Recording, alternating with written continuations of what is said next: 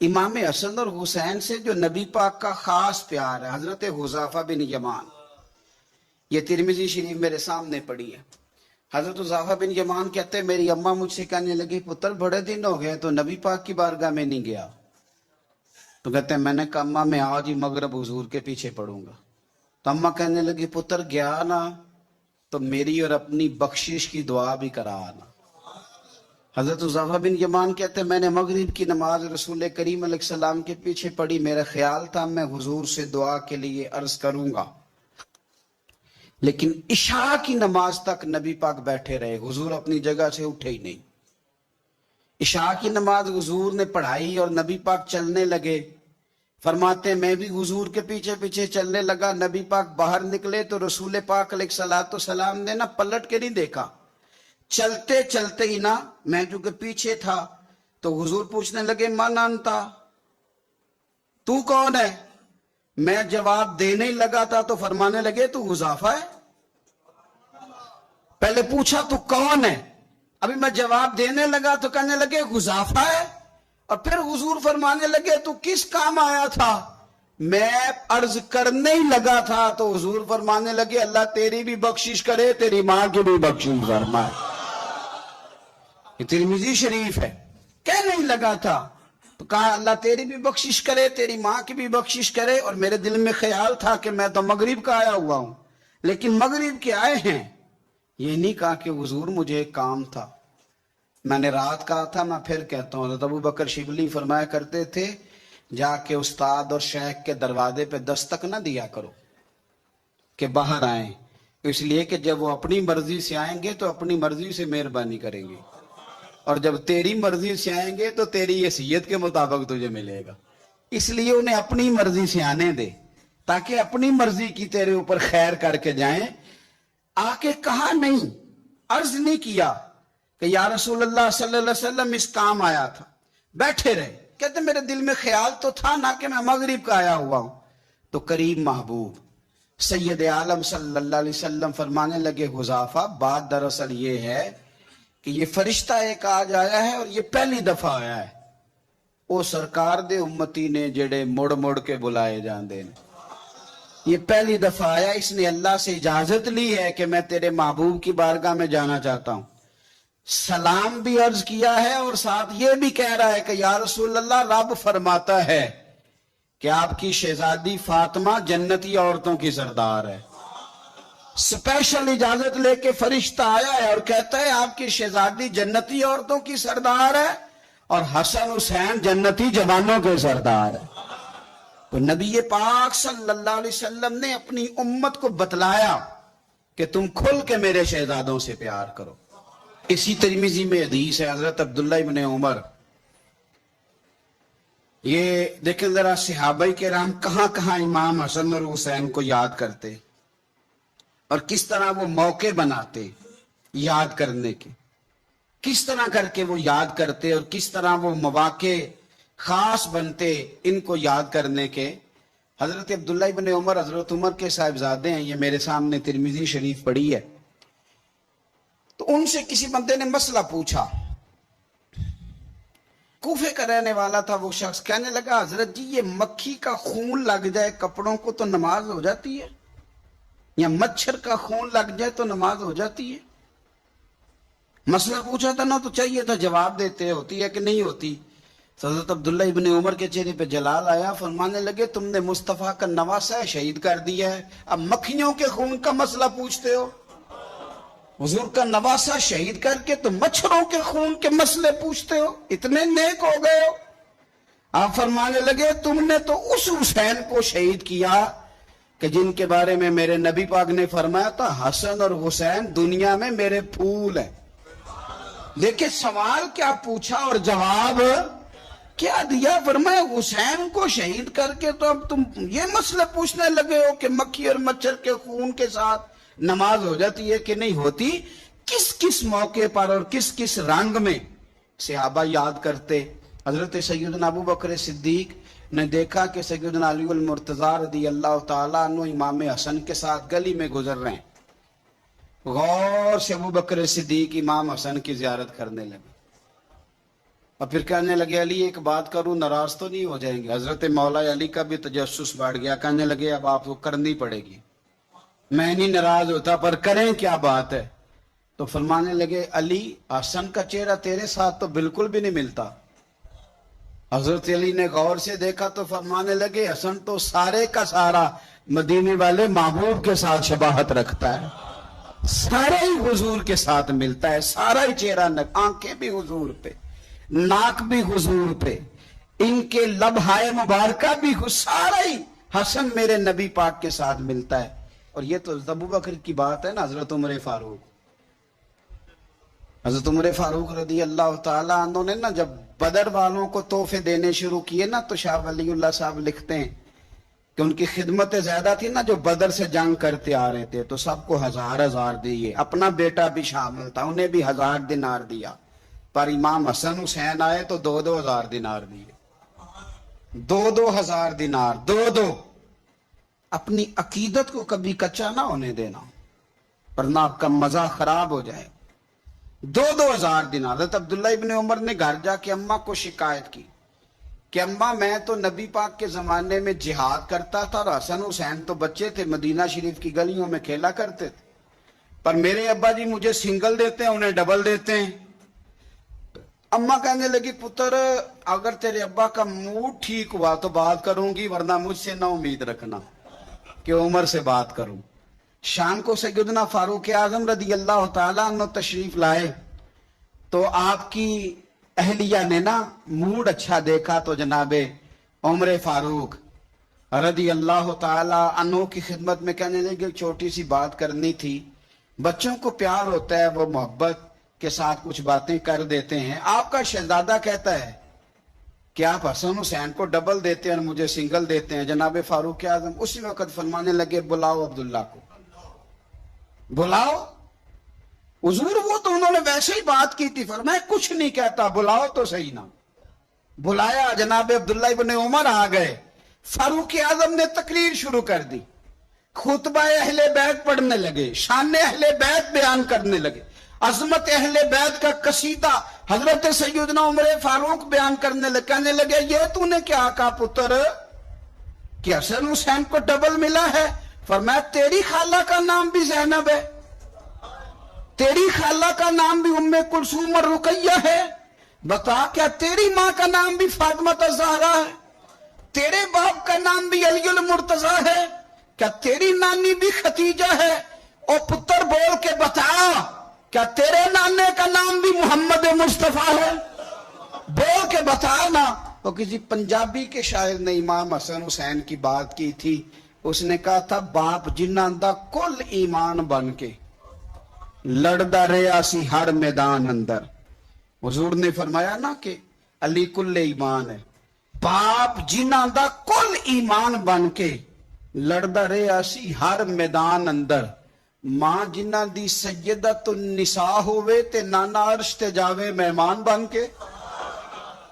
فرمانے لگے کہ کیا تیرے نانا کا نام بھی مصطفیٰ ہے؟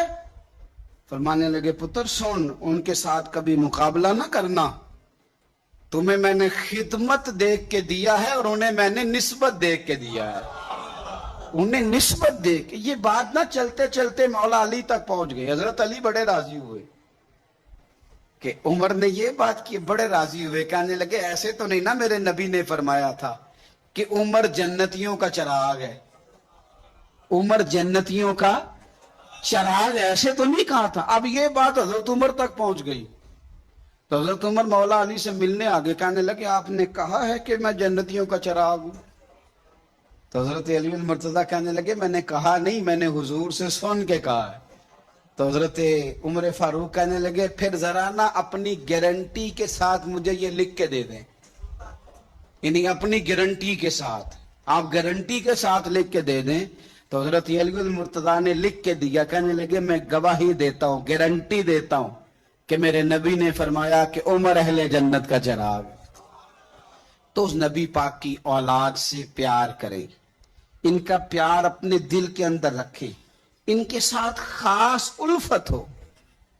حضرت اسامہ بن زید کہتے ہیں میں نبی پاک سے ملنے گیا کوئی بات حضور سے کرنی تھی، بات کرتے کرتے میرے لفظ ٹوٹنے لگے، جملے ٹوٹنے لگے، اس لیے کہ نبی پاک نے چادر اوڑھ رکھی تھی اور حضور کی چادر میں دو چیزیں حرکت کر رہی، میری توجہ ادھر چلی گئی، تو جب میرے جملے ٹوٹنے لگے تو حضور مسکرائے، فرمایا نہیں نہ سمجھ آ رہی، میں بھی ان سے بڑی دیر سے کہہ رہا ہوں کہ باہر نکل آؤ، بڑی دیر سے کہہ رہا ہوں، بڑی دیر سے نکل نہیں رہے۔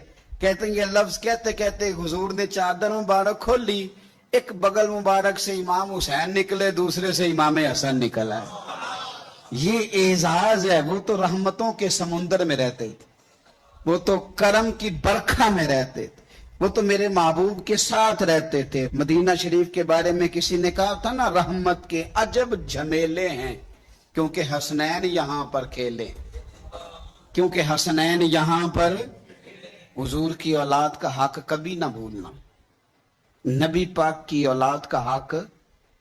میں پھر کہتا ہوں، میرے استاد کا ایک دن ایک صاحبزادے نے مجھے فون کیا، کہنے لگے مولانا فلانی جگہ ٹائم دے دے۔ میں نے کہا دے دیا جی،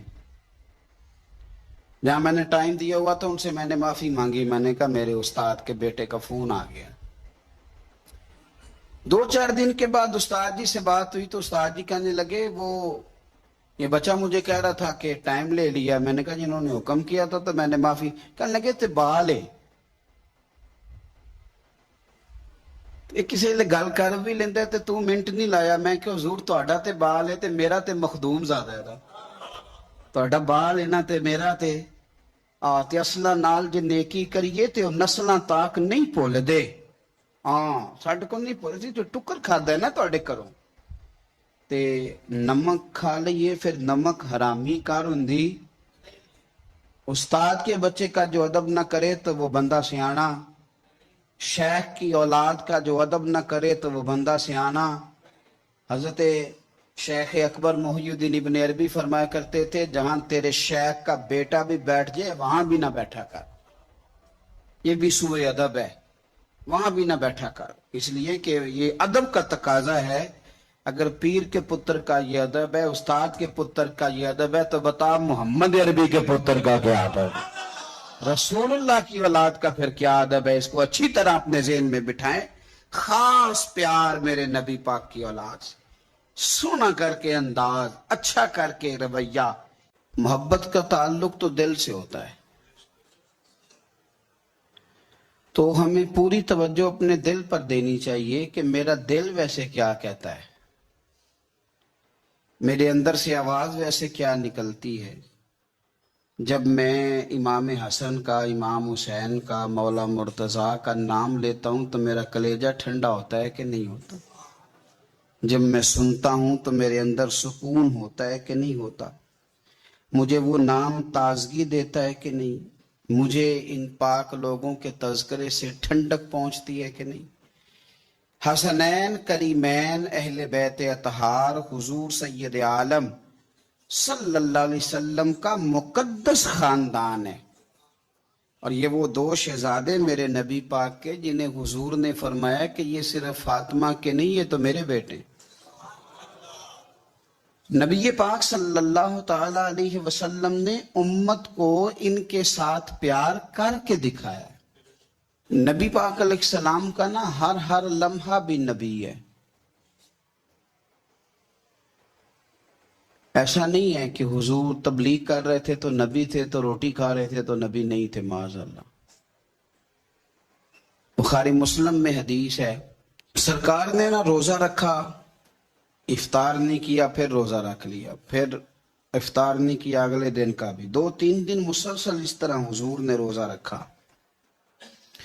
ایک صحابی نے بھی اسی طرح روزے رکھنے شروع کیے بغیر کھائے پیے، اس کو کہتے ہیں صوم وصال، وصلی روزے، بغیر افطار کے روزہ۔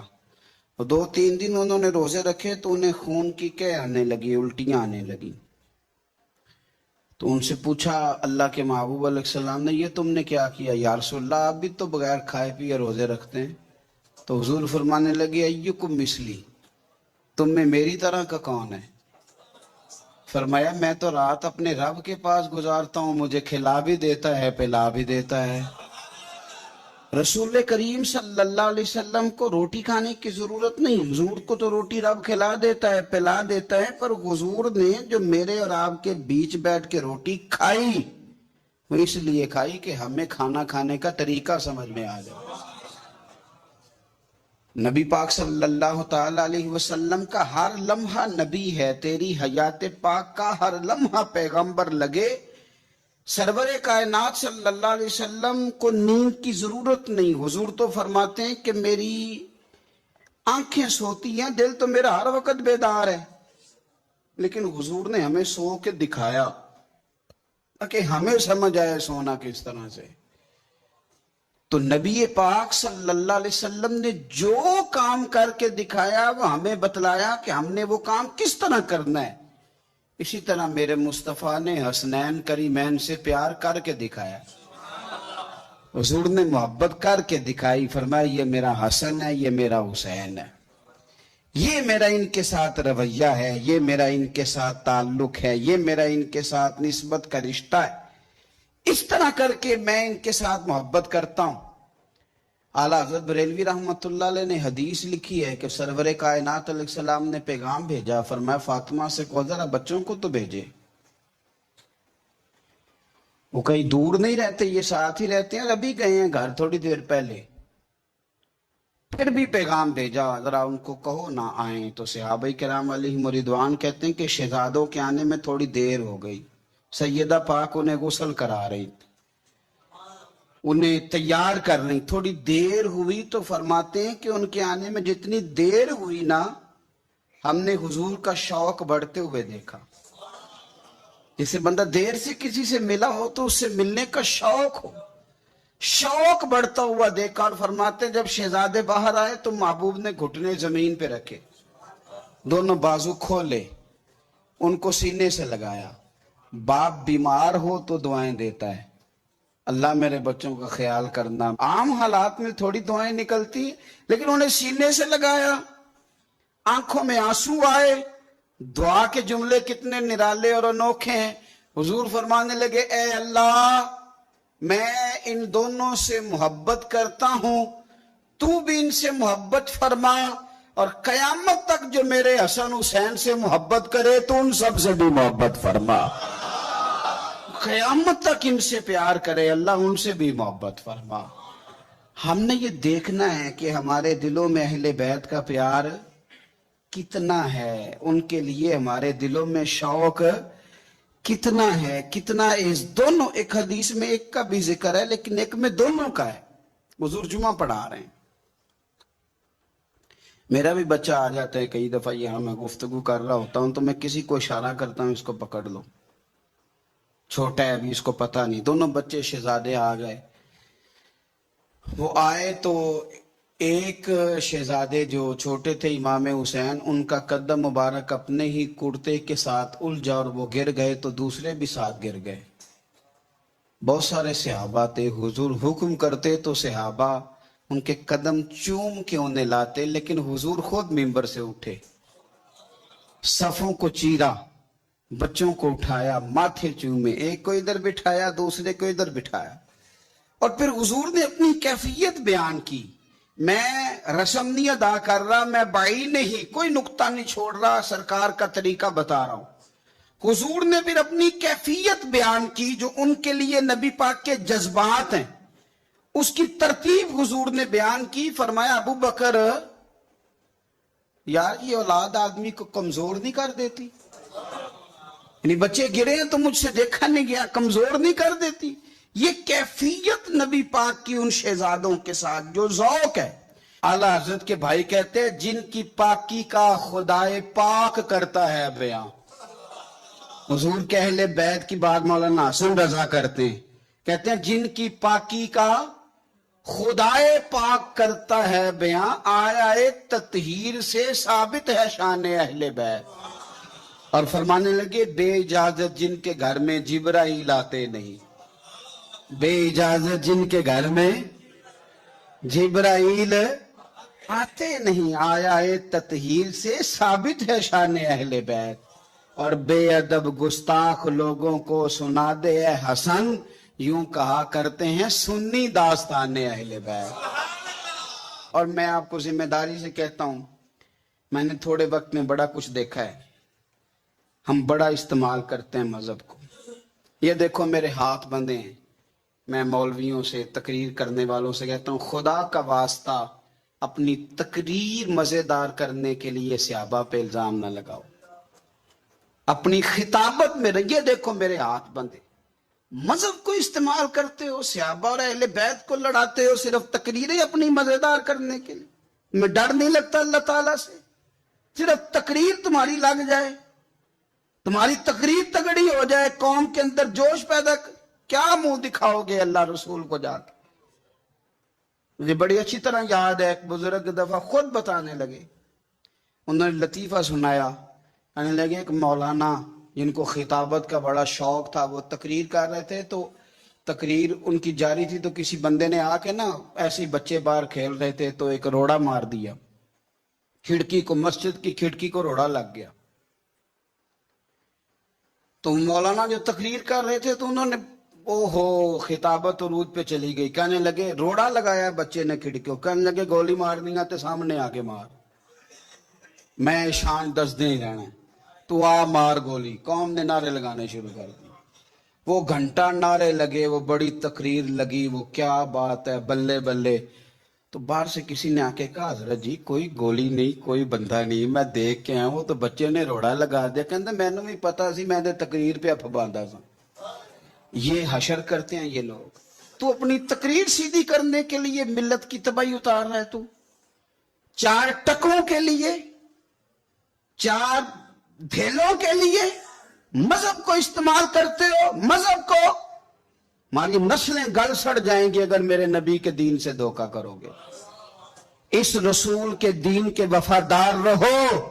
تمہیں پتہ ہی نہیں جو میرے نبی کے دین کے ساتھ صحیح چلے اس کی دنیا کیا، رب کریم کے فرشتے آخرت میں اس کا استقبال کریں گے.